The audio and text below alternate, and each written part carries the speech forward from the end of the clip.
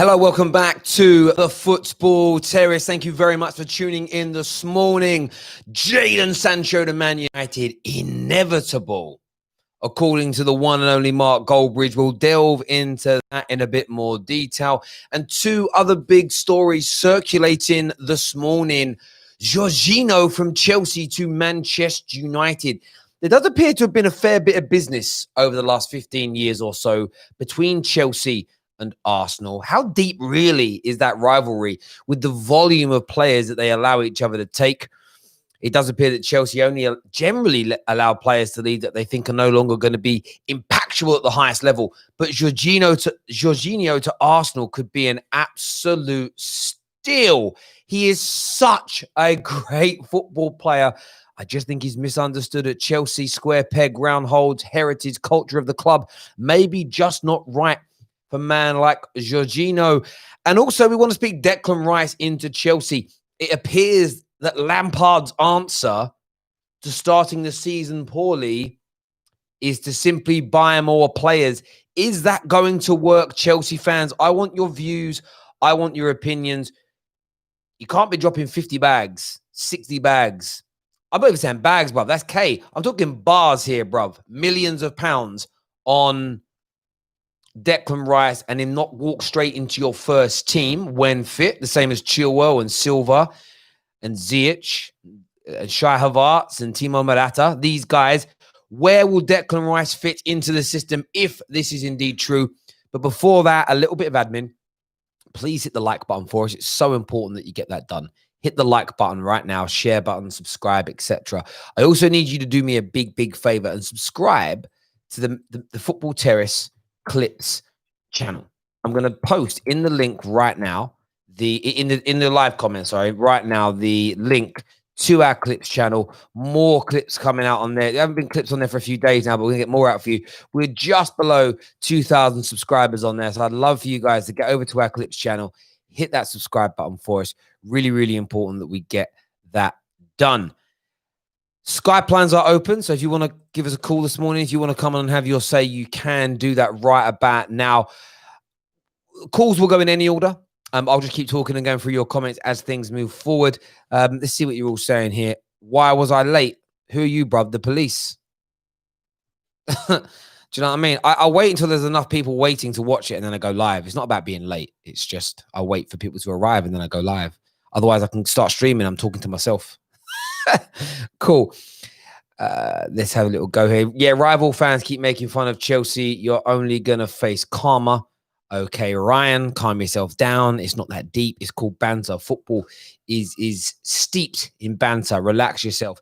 We've got Nabil on the phone here. Nabil is a Manchester United fan. Jadon Sancho to Man United. Some are saying it's inevitable. What do you think, mate? I'm confident from the start, Terry. I told you, but like it's a little bit late, but it's something better than nothing. So I'm very happy, and it's gonna happen. It's gonna happen no matter what people say. It's damn sure it's gonna happen. You seem very confident about that.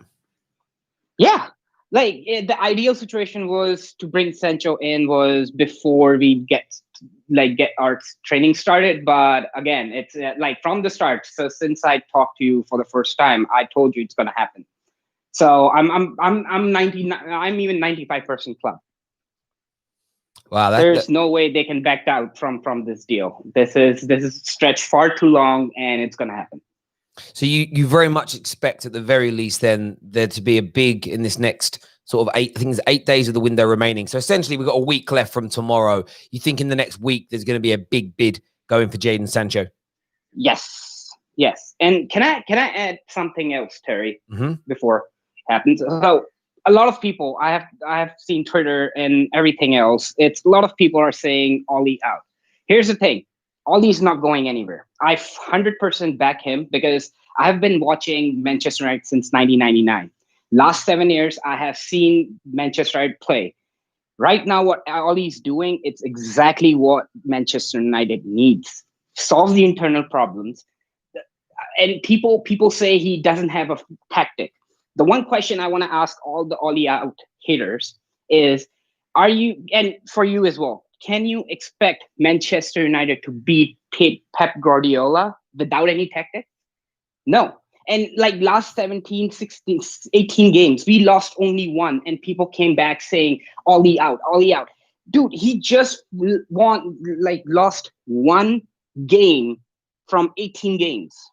And he drew five, and if you think about that, right? If you just lost one in every 18 games, if people are good at maths, that means you're losing just over 2 games in the league per season. That gives you an amazing chance of being champions. It's really not that bad of form. And of course, you're right. And of course, we still need to improve. And of course, we still need to get better. But you make some really, really great points there, my friend. Thank you for coming on.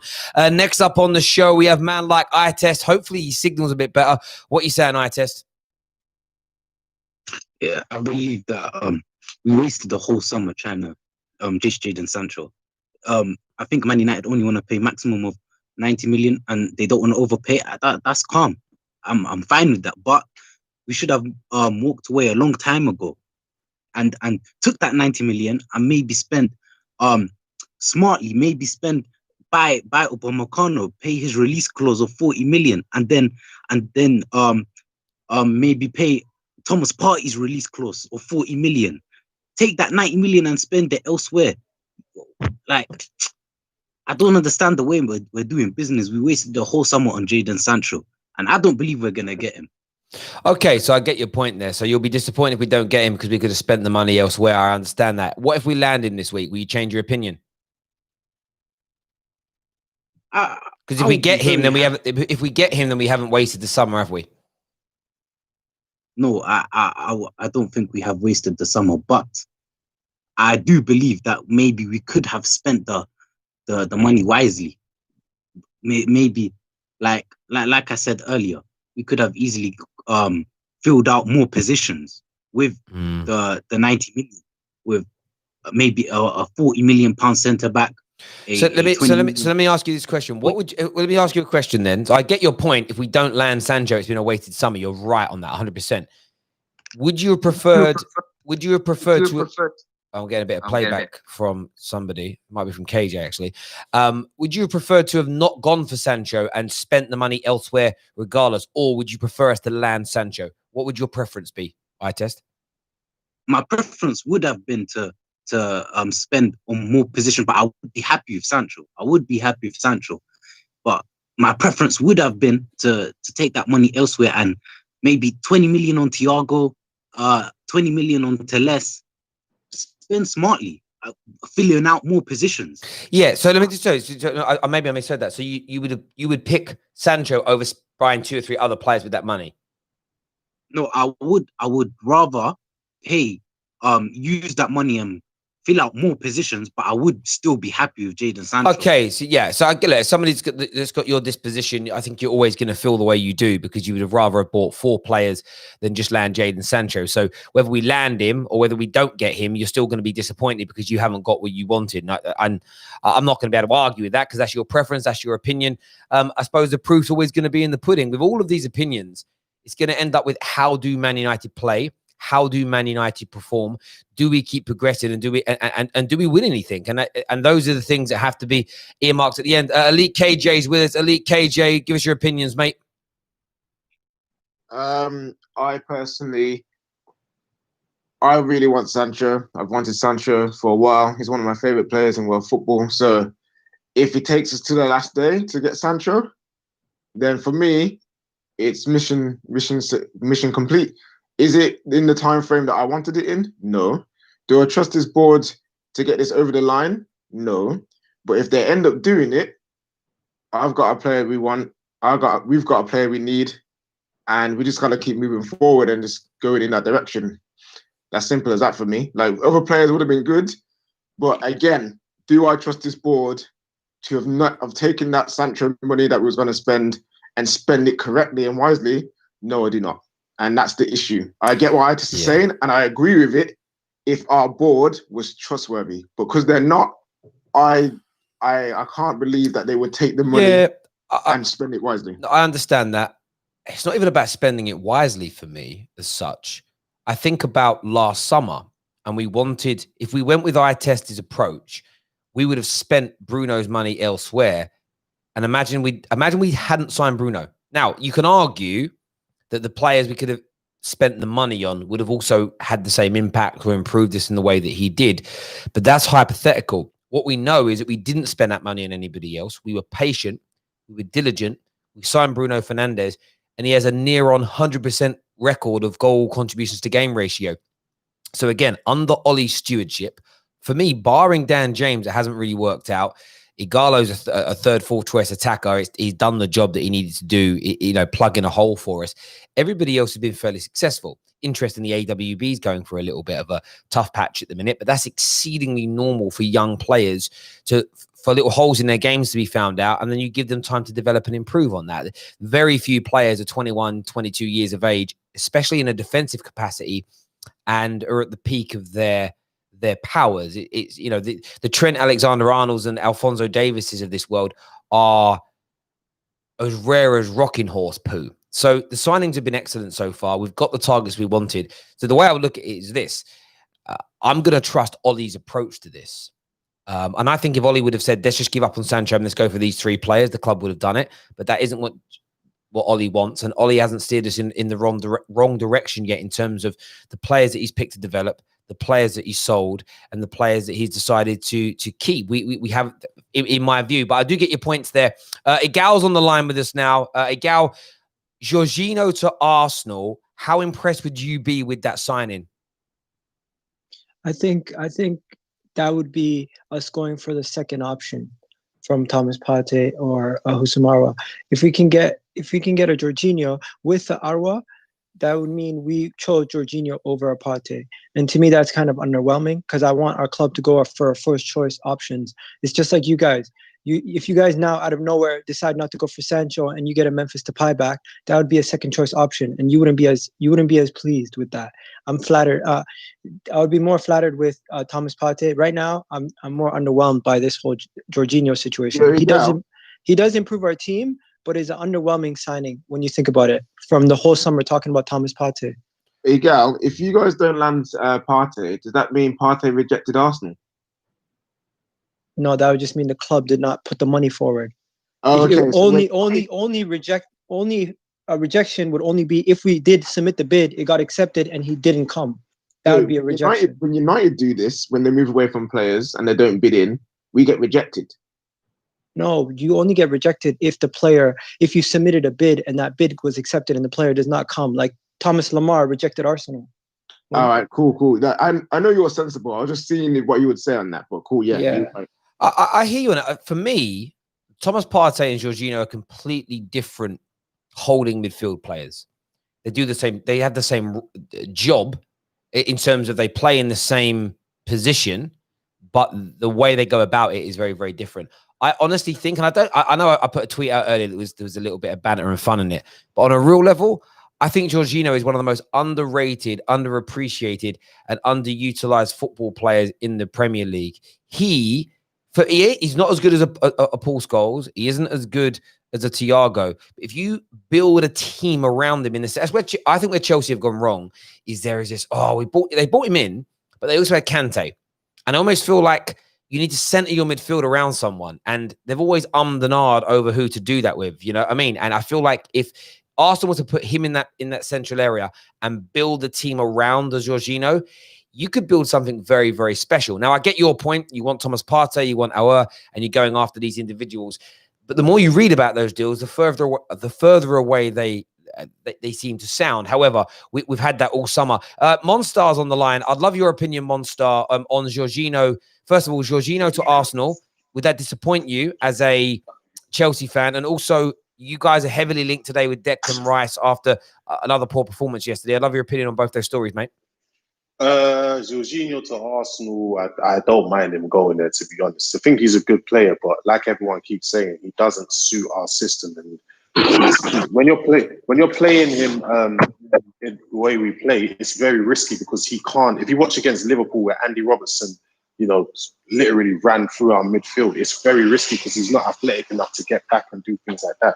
So I don't mind him going to Arsenal. Do you know what I mean? I don't mind. I keep saying I want our rivals to be as strong as they can so that I know how good my team really are. And today, I'm much calmer compared to yesterday. I was a bit angry. I watched the game again, and I don't think we did I think our defense was terrible, yes, but for us to come back from 3-0 down, I think, something special there. Do you know what I mean? So, yeah. I hear you on that. And what about the Declan Rice situation today? I mean, the way I'm reading it is almost not Frank Lampard panicking, but it almost sounds like his response to this is, right, let's go and get another player. Do you think adding another individual to gel into this team could actually be more counterproductive as opposed to improving things at Chelsea right now? I wouldn't say it's panic, because he's always wanted Declan Rice from the beginning. The link's been there for God knows how long. So he's always wanted him. Declan Rice was literally the last piece that we thought was going to be to Lampard buying someone in it. So I don't think he panics in that sense. To me personally, is Declan Rice the best option for that position? No, because you've got Thomas Partey out there for significantly less. You've got Soumare out there for significantly less. You've got Dennis Zakaria. You've got Camavinga. You got ballers out there for way, way less. But if that's who Lampard feels he wants and he feels is with the best for him, for his system, then I'll back it. You know what I mean? I'll back it. Yeah, I hear you on that. We've added Terry Tibbs to the call as well. Terry, I'd love your opinions on these transfer stories this morning, and or anything else that's on your mind, mate. Go for it. All right, mate. First of all, just wanted to apologise for ruining your Tottenham show the other day. But yeah, if Jorginho goes to Arsenal, I mean, that's a great buy, isn't it, for Arsenal? Do you know what I mean? I think he's one of the most underrated midfielders. I agree with Monster that he doesn't suit Chelsea's system. However, a player like that surely can afford to accommodate him to suit the system. I think he's a quality midfielder, mate. I love Jorginho. I think if Arsenal get that, I mean, I was laughed at the other day when I said I don't think Chelsea's going to finish in the top 4, and I still believe that they won't, because I think that they still need another year for the players to gel. Based on the performance the other day against West Brom, I mean, all the Chelsea fans can say, you'll see, and they can say, well, it was great that we came back into the game. Listen, it's West Brom. You spent 250 million. You're 3-0 down in half an hour. Do you know what I mean? It's like you're not going to win the league with Lampard, and you're not going to win the league with that defence. I'm sorry, but you're not. I think interestingly on the yesterday's game, I watched quite a bit of it back last night as well. I think what actually helped Chelsea was going 3-0 down so quickly, because it made West Brom sit back and try and absorb. It was a perfect storm to try and come back. Sometimes you can concede goals. Example being, if they were 2-0 down at halftime and conceded the third goal after 50 minutes, it would have just ended things. It's sometimes when you're a top team, you can always come back because you have sheer class players on the pitch. Sometimes, if my team was to be 2-0 down, I'd rather be 2-0 down in the opening 10 minutes than go 2-0 down on the 80th minute. Does that make sense? Because you've got time to bring things back. Do you know what the 3-0 also did, Terry? It made Lampard open his bloody eyes and put Callum Hudson-Odoi on. And it also made him remove Alonso finally and put on Azpilicueta. Something people have been saying this for weeks and weeks. What did we always complain about on the Football Terrace? Why is Callum Hudson-Odoi not playing, right? And he's finally put him on. For me, he's a world-class talent. That kid's going to be world-class, yeah. And Chelsea have got an absolute reputation for ruining players.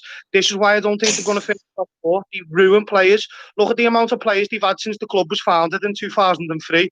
Deco, Shevchenko, Hernan Crespo. They've had all these players, Anelka out of position. All these players, Kevin De Bruyne, Mohamed Salah, Andre Schürrle. Must I go on? These were top talent at the time. Top talent. I agree with you to an extent. I don't agree with you fully, but yeah, you're right. If I'm Callum Hudson-Odoi, as I don't know him personally, but if I knew him, I would tell him straight. If you've got 3 wingers, 2 of them are injured, why? If he's not starting, he should leave and go somewhere. If Bayern Munich had him right now, they would have used him right. Do you know what I mean? Chelsea, why can't you use the kid right? You've got no other wingers. You still won't use him. Do you know how wrong that is? I think he's been hard done by, and I think he should, if it continues like this, leave the club, go somewhere else where your career can excel. Do you know what I mean? It's fair, isn't it? Yeah. No one talks about this as well. And the sheer fact that Bayern Munich rated that boy so highly, right? They went for him before they went for Sane. He was first choice before Sane. No one talks about that. Everyone talks about how they got Sane in the end, but the only reason why they got Sane is because Chelsea point blank refused to sell, even for the 50 million that was toted. They refused to sell him. That's how highly rated. I think what's interesting, I always wind Chelsea up with Callum Hudson-Odoi because that's what rival fans do. But where I wind them up is on the sense of if he was so good, when you look at the abundance of attacking talent that's been purchased and is already at the club, for me, if I'm a young player with Chelsea's reputation, that would be a concern for me because 100%. Because when fit, most Chelsea fans were like, Pulisic's the guy. Like Pulisic was the guy on everybody's lips from that left-hand side. You sign Ziyech, who plays on the right-hand side. That doesn't mean that Hudson-Odoi isn't going to get game time. I think when everybody's fit and raring and going, he'll get more game time than for instance, Tammy Abraham in the middle, who, by the way, I thought was very, very good yesterday when watching the game back, especially in the second half. He's equalising goal. The predatory instincts there were great.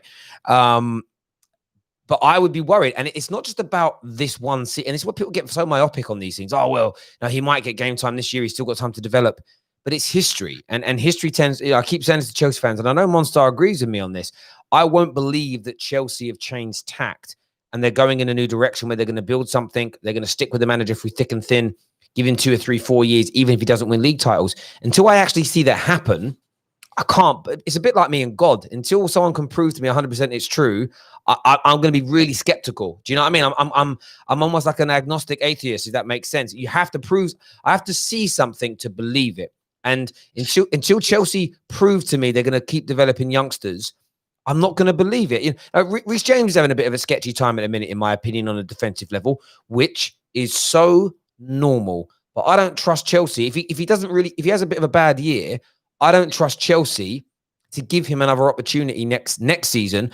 I see them going out in the summer and dropping £50 million on Ricardo from Leicester. Does that make sense? That's how Chelsea have operated. Yeah. And I think they have to get out of that mold if they're going to develop these young players and also give them this sense of security that you can make it here. We will back you. But the problem is, though, Terry, with everybody, because the expectations of Abramovich's expectations, when that man invests, he wants instant success instantly. So he goes out and he spends 50 million on a left back, 60 million on a centre back, etc., 75 million on a goalkeeper. Young players are not going to make it at Chelsea due to the fact of Abramovich, the owner. And I'm sorry, but it's true, because he wants instant success all the time and he expects it. That's his club, though. He can expect what he wants. If he wants to be successful, if he wants to build a successful team, that's his club. Listen, I'm Lampard all the way. I'm backing Lampard. I'm hoping he gets it right in it, because we're only 3 games into the season, isn't it? I'm just not happy with certain decisions like that he makes at times, where it just feels like he does it over and over and over and over again, like Alonso, just playing him and playing him. You're wondering. Do you know what I mean? Alonso will destroy the game every time, and Lampard will still play, which is very confusing, isn't it? But he will. I think he will get it right, and let's just give him some time, man. Let's just give him time.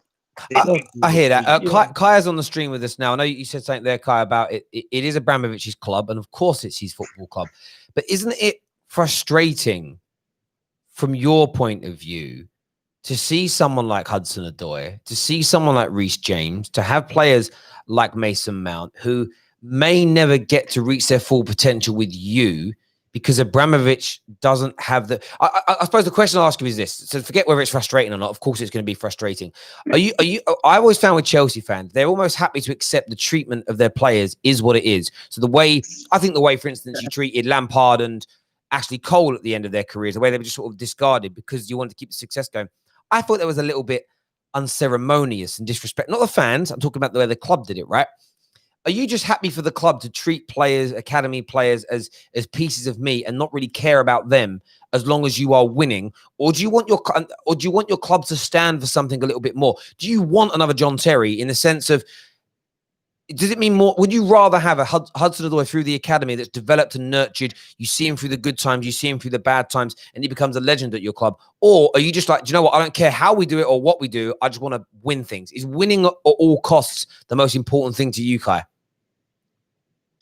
For me, at the end of the day, I look at Chelsea as the same way that Roman sees it. The first thing, if you own something, if you own a sports team or whatever, the main objective is to be successful, right?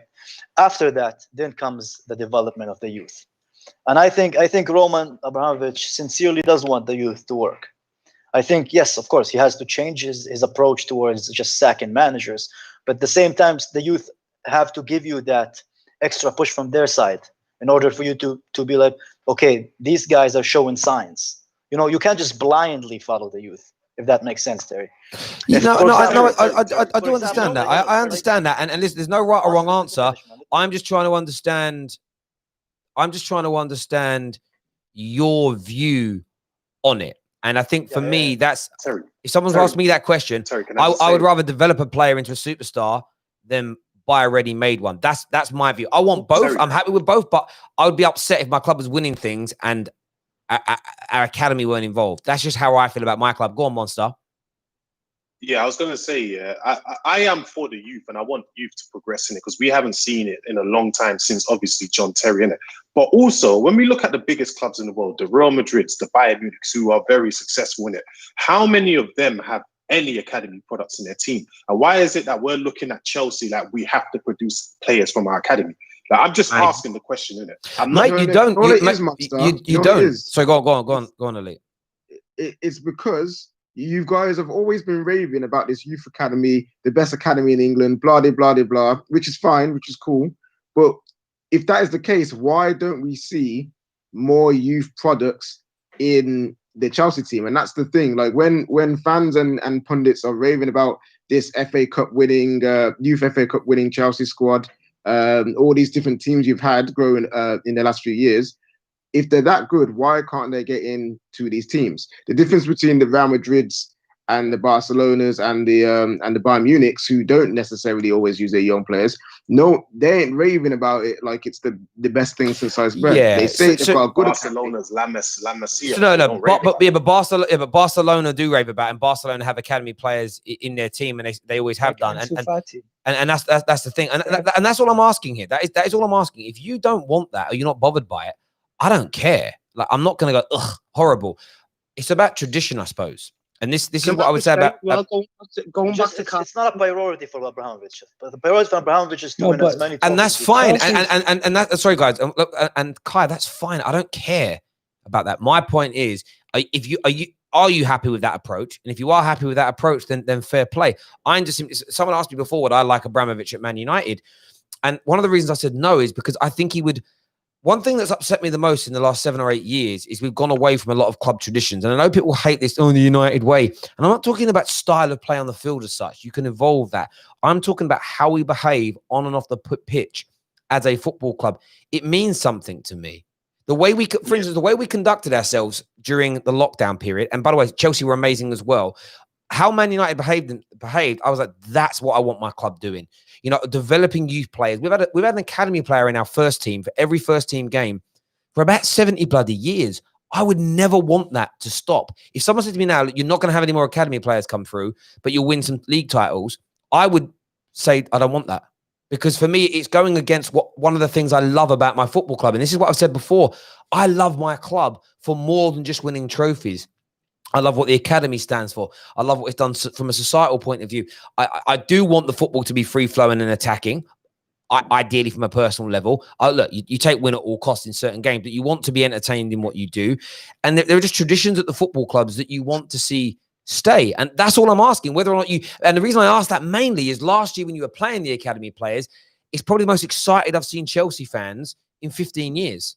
Even more so when you were winning leagues. So I'm wondering why now there's a lot of fans going, I don't really care if they play now. I just want to win. I'm just asking questions so I understand the psyche of a Chelsea fan. Let me answer you this, right? Go on.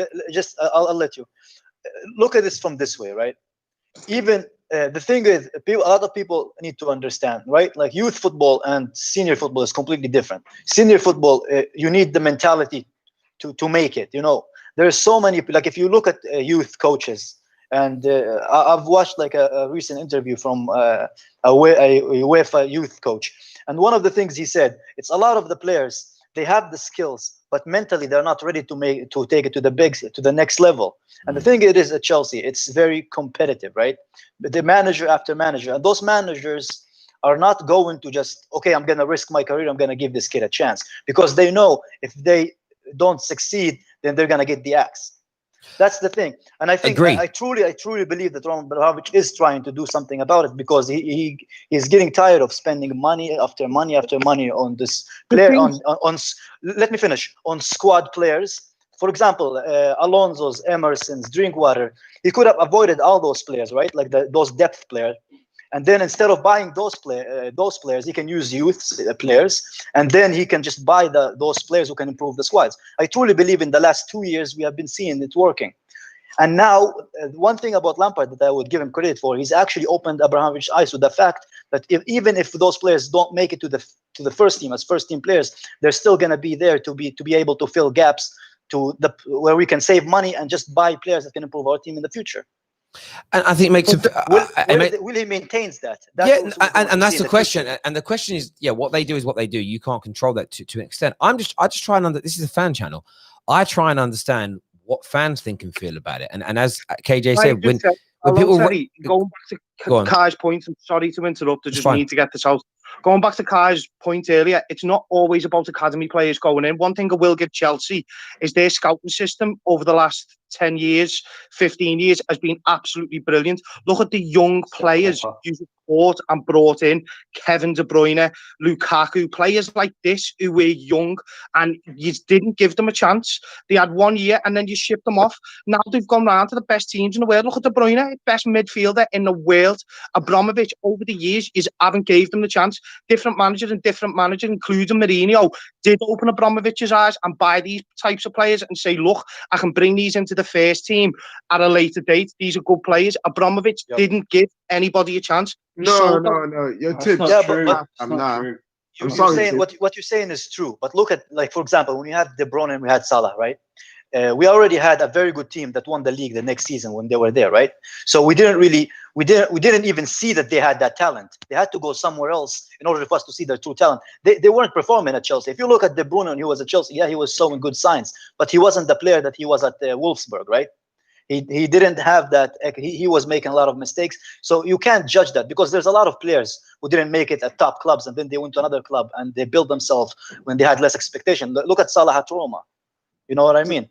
Your tips. I'm going to challenge what you just said. Because you're saying that managers came in and gave these youth a chance, but it was Roman who sold them. No, that's not the case. The case is that I believe Roman actually don't care who is in the team, youth academy or not. It just needs to win. And the issue was that the managers who had these players did not give these youth a chance, did not bleed them through properly, and therefore they were allowed to get sold. Yeah, but then you've got to look at the fact of the matter is this: why didn't he give them a chance? Because they were always scared for the job. Look how many managers you've had over the past 12 years. Look at the actual manager list that you've had. It goes on and on. But the stints that they've lasted: Avram Grant 3 months, Rafa Benitez 6 months. Do you know what I mean? He doesn't give managers a chance. At the end of that period, there were 5 Premier Leagues to show for it. De Bruyne had to take a step down for him to be able to play. He wouldn't have played at Chelsea when all these players were in good form. They were winning titles. Would you change your Liverpool team right now to let someone else in when it's already working? Look at Klopp now. He's refusing to change that winning formula. Those players were winning Premier Leagues. That's why De Bruyne didn't have a space. I think though, it's an interesting one. You won 5 Premier Leagues. 3 of them were in the first sort of 4 or 5 years that Roman owned the club. And then since then, it hasn't been as successful. You've been successful. You won trophies, no doubt, but not as successful because I think you have recycled your managers too quickly. And I think, KJ, you make a good point, but I think Terry hits the nail on the head. It becomes a perfect storm. I think Jose saw the talent in Mo Salah and Kevin De Bruyne, but knew that he couldn't wait for them to come through. I think right now, if you gave Jurgen Klopp a player with the talent, like a young player with the talent of Alexander-Arnold, perfect example. Curtis Jones, perfect example. Well, yeah, but the point I'm making is, I think if he has a player that adds that level, I mean, he's just gone and signed Diogo Jota for £43 million. He's a very talented young man. Now, do I think he'll ever get to KDB or Salah's level? No. But if there was a young player there that had the ability to get to that point, I think Jurgen Klopp would use a player sparingly, develop them through as an example, sorry. What Ryan Brewster? He's a talented young player who can score goals. He's a good striker. Well, but we have to look. Again, we can't talk about that now, and that's because we don't know what Brewster's going to turn into. It's easy to look at the Mo Salahs and the KDBs because we've seen what they've. If those guys just drifted off into the abyss and were playing in Vienna and Portugal respectively right now, nobody would say it was the wrong decision to let them go.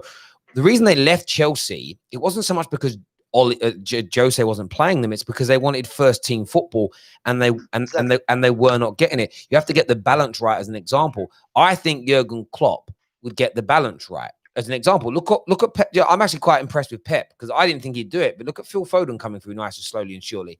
Being bled into that role over a period of time. And I think we might start seeing him as a regular this season. And I wasn't expecting that. And like I've said, I'll change my mind about something when I see the fruits of that labor. And I think with Jurgen Klopp, show me an example where Jurgen Klopp has had a young player of KDB's ability, where he's just thrown him to the wolves and said no. And then the player's forced to move away. He hasn't done it, so we can't use it. Hold on, Terry. With what you said, it's a hit and miss because it's in the same breath. Pep wanted to bring Sancho into the first team the same way. Sancho wasn't necessarily patient, and he wanted to leave because he wasn't getting the first team football he wanted. So sometimes it's a hit and miss with that. It's not necessarily a manager's fault. What do you mean? Like sometimes, you can have a player who's got the most talent in the world, but you can't. They want first team football. Like Kevin De Bruyne, the reason why and I understand that, and I understand that, and I do understand it. But if I look at Chelsea's example, the difference between the City team and the Sancho thing is a huge mistake for Man City. They should have done that, and absolutely, the difference was there was space at the time that KDB and Salah were at Chelsea. There was space for people. He got rid of KDB for Oscar, bruv. Like this wasn't No, it wasn't Oscar. Oscar was playing in that 10 role after that for whoever it was. You didn't have a number 10 or an attacking midfielder at Chelsea at the time, in my opinion, that was as good as KDB. KDB was a little raw. Matter and Oscar. But Matter himself. Hang on. Matter himself was gone like a few months later to Man United because he wasn't getting the game time. So Matter weren't keeping him out of the team. The point I'm saying is City were at the peak of their powers, winning back-to-backs. Pep Guardiola's team had the abundance of talent it had in front of them. And at that point, he wasn't ready to bring him through. He was ready to bleed him. Sancho wanted regular first-team football. That I wouldn't put on a manager. The point being, though, one of the reasons I think Sancho looked at it is up until now with Phil Foden, what academy player since Sheikh Mansour came in has come through and been developed and been given a career at Man City? The answer is none. No, and this is the point I'm making. It isn't just about the manager being sacked. It isn't just about Abramovich's approach. It's about the history of it. If you're Callum Hudson-Odoi right now, you've signed that new deal. He has put so much faith in the fact that he may be the guy that breaks the mold. He's the one guy that genuinely gets enough game time, enough love, enough support from fans, and enough time. And by the way, another thing young players really need to develop is stability in coaching. Yeah. One of the things that destroyed Adnan Januzaj at Man United, he was in the first team squad when Fergie was there. By the time he left, he had 4 or 5 different managers, 6 if you include his loan spell, all playing different styles, all having different approaches. Man was 21, 22 years old. It's not a conducive environment to develop. And if you guys go from Lampard back to a pragmatic manager, then back to a kind of possession-based footballer, then to a flamboyant, free-flowing attacking, how are these youngsters meant to even develop? So all these things, I think, help make a decision up for football players. And by the way, he decided to. One of the reasons I think Hudson-Odoi said, "I'm going to stay," I think he had quite a good relationship with Sarri, and Sarri wanted to play him. That's how I felt from the outside looking in. But it's just again, all of this is good opinions. I love listening to what everybody's got to say. Everyone's got a different view and feel on it. The one thing I look at as factual is very few, if any, academy players since John Terry have been developed into top players at Chelsea. And it's a massive risk, some of them staying, because it isn't something that they do. They don't even really develop young players, Chelsea, that they've bought in, barring Eden Hazard. He's the only one who really came in at a fairly young age. That was my point before. They don't develop young players whatsoever. They don't. They buy ready-made world-class players. They don't develop young players. That's what Barcelona does. That's what Real Madrid does. That's what all the big clubs do. That's what Bayern Munich do that too. What? But they don't. That's wrong. Because Barca develop youth. No, forget Barca, but Real Madrid do the same thing we do. They do the same thing we do. Yeah, they do. They do the same thing you do. However, like European Cup wise, yeah, they won 4 in the last 5-6 years, which is amazing. How many league titles they won in the last 15 years in comparison to Barcelona? Single digits. Just a few. Yeah, and that's in a 2-horse race, boys. Like that's in a 2-horse race. Now, what they've done in Europe, you can't get away from that. But I'm going to be really blunt about that. If you take away the best goal scorer in European football history, maybe the first, maybe the second best football player of all time, they're not winning 4 on the bounce, even with Zidane as coach, right? Like Cristiano Ronaldo was a big part of what he was doing in those quarterfinals, semifinals, and finals. In fairness, his finals weren't ever his best performances, was just abnormal. That's brilliant. But Terry, but they had him. No, they did. But my point is about Chelsea doing what you guys could do what you're doing. If you had a peak Ronaldo, it almost masks everything else. It's like Barcelona. Like I still sometimes feel like that both Real Madrid and Barca in the last 20 years have had peak teams that have been amazing. But when they've dipped a little bit, they've both had a player in their team who are of unprecedented levels, who just get you. Do you get where I'm coming from? Just get you through that standard. The problem with Chelsea is you're behaving like Real Madrid, but you're doing it. You're like a light version. Does that make sense? Like a beat. I mean this rudely. You're not doing it at the same standard. Even when Man United went to try and do the Galacticos, yeah, it is, bro. Even when we tried to do our Galacticos thing just after Fergie retired, like we didn't do Galacticos at the same level Real Madrid did, bro. You can't really equate Angel Di Maria, Falcao, Bastian Schweinsteiger, and Morgan Schneiderlin to the original Galacticos. So I get your point that you're doing the same thing, but they're shopping at Harrods, you're shopping at Debenhams. Do you get what I'm saying? And I don't mean that in a horrible way. Equally, they've had success in the Champions League primarily because of Cristiano Ronaldo, but on a domestic level, which is your bread and butter, Real Madrid's approach to things over the last 15 years, for me, has been behind Barcelona's, who get the mixture right of buying. By the way, their buying in recent years have been crap. I think there's some fraud going on there, But their youth development, it's getting it right for me, and it's getting the balance. And it also depends on how you look at things as a football club. I like what Man United have traditionally done. Develop some, buy some stars, and then you buy some kids at 18, 20, 21, 22, and you turn them into stars. And I like the mixture of that. I look at Chelsea, I don't really see a lot of that. It's we buy big stars and we make it work. Now, if you're happy with that, cool. There's no issue with that. But the point I'm making is, it's not about which is the best or right approach. If you're a young player and you're at Chelsea and you're going through a sketchy time, you've been dropped a little bit, and the club are eyeing up a different player, it's hard for you to feel secure. If you don't feel secure, you're not going to develop and you're going to move on. And when you guys have these young talents and want them to move forward, the only way you can make them move forward and progress is by creating an environment that is conducive, that allows growth. And you haven't done that since Roman's been there. The same as City haven't done it since the Sheikh has been there. And it takes time. How many players have United had through the ranks for the last 7 years? Yo, listen. Are you stupid? Rashford, McTominay, Williams. But those are not even starters. They barely play. What? You were in the same boat as us in the last 7 years. But you're in the same boat. Hang on. No. Mate, but they've got a history of it. We've got. This is crazy. That's one of the craziest things I've ever heard anybody say. Now, have we produced anybody of the class of '92 level? No. We haven't. But Man United have been developing and bringing through. And by the way, to your point, some of these guys are only ever going to be good enough to be backups for Manchester United, but we're still bringing them through. And on top of that, going back to Terry's point, we also try our best to buy young and develop those individuals. Anthony Martial is a prime example. Anthony Martial, case in point. Do you know what I mean? Is a case in point. It's what we're going. It's what we're going to do. It's what we're going to do with AWB. We bought a young player. He's having a little tough time at the minute, but you got to have faith in these kids. They make mistakes. We're about to try and do it. With Jadon Sancho. So Fergie developed a lot of youth, but go through his record at how many young players. I mean, two of the most famous ones he did it with were Cristiano Ronaldo and Wayne Rooney as an example. Equally, look, I'm not sure how old he was. I swear it was only in his early 20s when Roy Keane signed for us as an example. Buying gigs. Yeah, it's like Man United have been doing it consistently for a long time. They really, really have. And not every player turns out. But if you look at Man United's squad right now, in terms of buying young and developing them or coming through our academy, now they don't all have to be at the highest level, but we bought De Gea very young, still in our first team, been a brilliant goalkeeper. Luke Shaw, Aaron Wan-Bissaka as an example. Tuanzebe is going to play some more game time this year. Menji is been promoted to the first team. Okay, you got one sec. You got Williams, Eric Bailly, bought in at 22 years of age. I'm now on 7 in this squad, right? I mentioned AWB already, maybe not 7, 8. You got Rashford. I mean, brother, we all forget about Greenwood.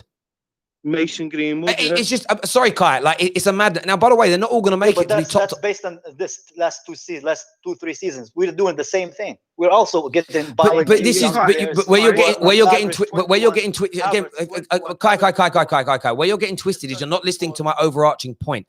I don't care about the approach that anyone's club takes per se. I'm talking about players staying there and feeling secure. We have a history and a pedigree of developing people. You don't. So forget what you think and I think for a minute. For Hudson-Odoi, for Reece James, for Billy Gilmore, there will be in the backs of their minds a concern that if they're not firing on all cylinders almost instantly, I will be replaced. Why? Because it's what your club has done since Roman's been there. And you yourself have admitted that's how Roman does things. So that isn't a conducive environment for the majority of young players to develop in. Because it's far too much pressure. The youth players have to, any player, not even youth players, you have to fight for your place. Yes, you do. You do. But what you need to give young players, again, there are a handful of young players in the last 20 years of football who, and by the way, Cristiano Ronaldo isn't one of these. Ronaldo was referred to as a one-trick pony, showboater, waste of money after the first 2 years at Manchester United. So he wasn't this 18, 19-year-old prodigy that everybody was going, wow, look at, like Mbappe. Very few players at 18, 19, 20, 21 are the finished article. And in fact, none of them are. They just look very good. You've got a handful of players right now. Mbappe, Trent, Alphonso Davies are the 3 that stand out. Sancho's another, who are just doing things that are abnormal for players of their age. Greenwood a little bit, but with Greenwood, because we watch him regularly in our league, you see his flaws as an attacker. He has games where he's quiet or he gets out muscled, and you've got to learn from that. Most players do not peak until 24, 25 years of age. But for those youngsters to develop, they have to feel that they're in a secure, like any walk of life, you have to feel that you're in a secure environment to develop and in a safe space where if you make a mistake, you're not going to be overtly chastised and ripped apart. You're going to be made to learn from that as opposed to being grilled. And I'm even seeing it at Man United now. Our fans are losing our traditions in themselves. AWB is being ripped because his marking's off at the minute. Cool. He'll learn. He'll be shown things. And he'll then develop. He may not ever get back to the level you want him to be, but you've got to create an environment that enables growth and allows mistakes to be acceptable. My point, I'll go back to it again. Man City and Chelsea, over the last 10 to 15 years, have no pedigree, no history and heritage of allowing that to be the case. It's always been, nah, you're not quite good enough yet. You might not be. We're moving you on. And we're going to bring in and buy someone else. And sometimes you do buy young still, there's no doubt. But it's just different. And going back to the original point of this, like, is that a conducive place for Callum Hudson-Odoi to want to improve and move forward? Does it make him feel secure? I'm not convinced. I'm not convinced about how I would feel in that environment. Sorry, but there we go. Terry. Yeah. I think Chelsea's problem, I'm a Chelsea fan. Chelsea's problems are pre-Abramovich, post-Abramovich. Pre-Abramovich fans, they're going to be very patient with young players. Post-Abramovich fans, they're not, because they've been spoiled. So they want now. And that's the difference between young fans and older fans. Older fans will be more patient, in my opinion, than younger fans. Well, it's probably why Monster's a little older, my sort of age. That's why he's there. Comment here says, what you're talking about, Terry, Kai Havertz is 21 and we just bought him. Yeah, you have. And I'm not saying you haven't bought youngsters in the past, but Pulisic as well, 21. Sorry, who? Pulisic. Yeah, of course, bruv. And absolutely. But my point stands. If those guys struggle for a year and a half, I think Abramovich will replace them with other players. As opposed now, if they flop and they are dog awful, then I get it. But sometimes it isn't that they're awful. It's that they're young and they're learning and they're getting to grips with it. Will Roman, and if you think he will, great. I won't believe it until he does it because I've seen it happen too often. Will he keep faith with someone who's learning their trade on the job? I don't know, because it's about winning now. He's got no history of it. He won't. And that's coming from a Chelsea fan. What you going to say, something, Terry? Go on, mate. No, I was just going to say the other point that I was going to make as well. If Jorginho does leave to Arsenal, as all you Chelsea fans, would you be happy with that for any amount of money? Like if he was to go to Arsenal, I love Jorginho. So I don't get a choice. He'd rather get Rice than let him get Rice. I'm the opposite of Monster. I don't want my rivals to be strong. I don't want to send them to Arsenal. I don't want my rivals to be strong. I want listen. I want every team in the Premier League to be as strong as they can. Do you know what I mean? It just makes good competition. No, you don't. Monster, I do. Wrong. You're absolutely wrong. No. Sorry. You want your rivals in the dirt because you want to step in their neck and they're done. I don't want Man United to be strong. I don't want Man United to get Sancho and be stronger. Are you mad? I don't want Arsenal to get Jorginho. Are you mad? No chance.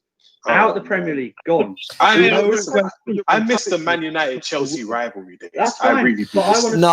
Listen. I get both your trains of thought. There's an element of this. There's an element of I want everyone else to be bad to we're at the top of the pile. There's also the other side of if everybody's really good and we finish top of the pile, it makes us the elite of the elite of the elite of the elite. Exactly. Which is true. Listen, we're going to end the stream now. I know a lot of people are saying, Terry, stop being salty towards Chelsea. I'm not even being salty towards Chelsea. If you keep a lot of these youngsters and if you stick with these youngsters and through their tough times and their developmental times, I will hold my hands up and go, well done. Like I will say, well done. It will set a new precedent. And you'll be congratulated by me. All I'm simply stating is I'm one of these people. I have to see it before I believe it, if that makes sense. Like if Man United fans get told every summer that we're going to go and get a director of football, I won't believe it until I see it because we've been promised it so many times and it hasn't quite happened. And I know there's a desperate, and this is how I know Chelsea fans deep down inside are desperate for these academy players and young signings to not only make it, but to be developed through these tough times that where we've always seen them moved on in the past is by how defensive they are of their young players. It's something you really, really want. And anyone saying it might not happen annoys you, and it creates this cognitive dissonance that makes you angry. You know, we saw yesterday a lot of Chelsea accounts sort of talking about how, see, everyone said the youngsters would be forgotten about when a new signing come in and they saved us. I'm like, yeah, they did, but quite a few are still missing. And you know, when you add Pulisic and Ziyech and Chilwell into this team, quite a few of your guys from today, someone's got to be dropped, and it might be some of your new players and are bled over the course of time. But as I've said, I can't change my mind about anything until I see actual change over a period of time. Does that make sense? Like I've said, give it 12 months, and I think Chelsea are going to be a quality side. I really do. And I mean, I know I've slated Chelsea, but I think in 12 months' time, Chelsea are going to be a quality side. They just need patience. They're not going to finish top four. They're not going to finish top four this year. I think in 2 months you will see the real Chelsea. Stop it. You can say it. You can 12 say months that. 12 months. You're exaggerating. You're just being salty, man. Now you're just bantering, man. No, not at all. I'm serious. I think your players need time to gel. I think they need to get used to the new manager, the new country. They need to adapt to the 12 months. They'll start having babies if they already didn't. Like, if they need any more chemistry, man. Do you honestly think that do you think in 2 months' time that you are going to be challenging for the league title with them? We don't even have our full 11. We had one preseason match. Give us time. Yes. Not challenge for the title, but we'll finish top 4.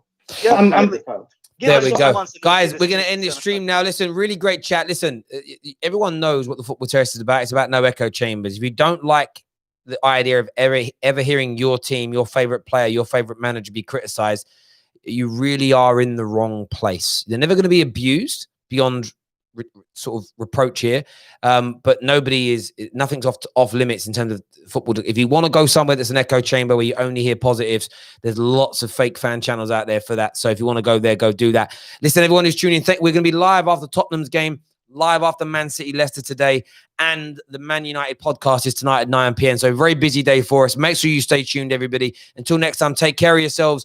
Goodbye. God bless, and we'll see you all soon. Peace.